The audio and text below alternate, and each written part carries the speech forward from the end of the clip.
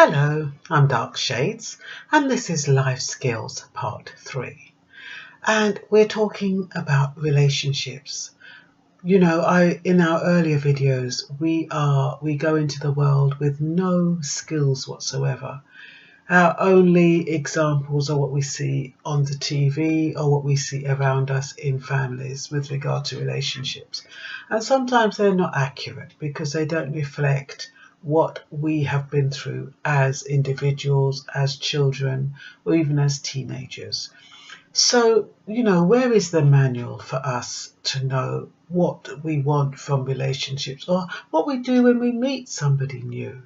Part 1 and 2 touch on that. And now this video is about whose version do you believe you are?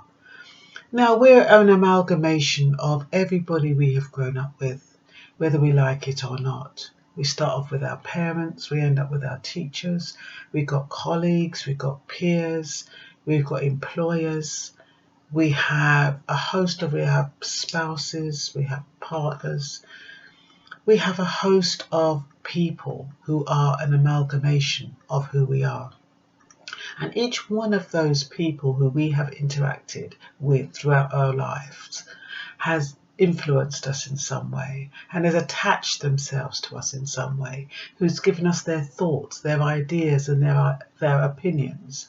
So we end up wondering, who am I?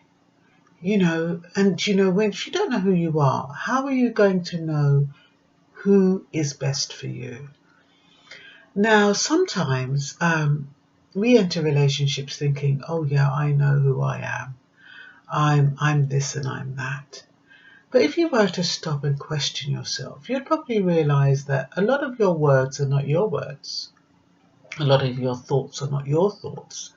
And therefore, when you're attracting somebody into your life, it's based on who you think you are, but not who you really are. A way of finding out who you are is to find out what's important to you, especially when you're going into a relationship.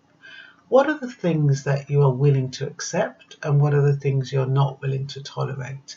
For example, I don't like somebody being late. Now, I was told that was controlling behaviour. I just think it's polite and courteous to be on time. But the way I can be flexible with that is I don't mind people being late, providing I've had notice that they're going to be late. Because that to me shows respect and it shows that they care, and it also allows me to do something else with my time, because for me my time is valuable. So that's one of the things. If I am meeting somebody for the first time, if they're late, that's going to be a cross against it, unless of course they've contacted me and told me a legitimate reason why they're late. Sometimes they'll just say, oh, anybody can say I'm stuck in traffic. It could be traffic depending on where you're coming from. But to me, if you're meeting somebody for the first time, you should have left in adequate time. And these are things that I know about myself. Okay, so what you would do is your pet peeves, regardless of how inconsequential you think they are, write them down. So if you meet somebody and they don't quite match that, that they probably are not the right person for you. Parents have a way of being a big influence, especially if you grow up with them. My mother always wanted me to go out with, a doctor or a lawyer. To be honest, I found them quite boring. So I moved away from that. But, it's still in the back of my head. I used to wonder whether or not that would be good for me. I think my mother was probably looking at it from the point of view that, I would have security with that kind of relationship. And she's right. But, it's not only doctors and lawyers that can give you that security.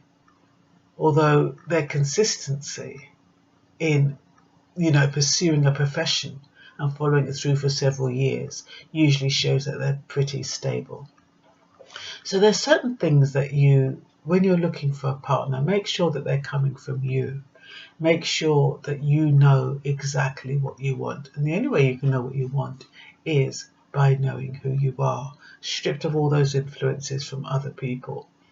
What did your teacher say about you?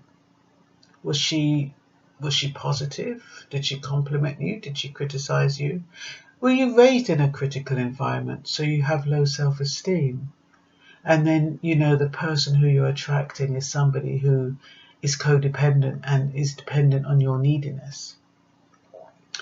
If that's the case, you're going to find down the road they're not going to be able to satisfy you. The person that you need to meet needs to be on the same par as you. They need to be, more or less equal, have similar things to offer. And so that is what you'll find useful. So just make sure that when you're meeting somebody, they are on your level in more ways than one, socioeconomically, via intelligence, background, have some similarities. It just makes for an easier conversation. And that's all for now for life skills and relationships. I shall see if I can exhaust this subject a bit further. But in the meantime, who knows what the next life skill is going to be. So this is Black Shades, over and out.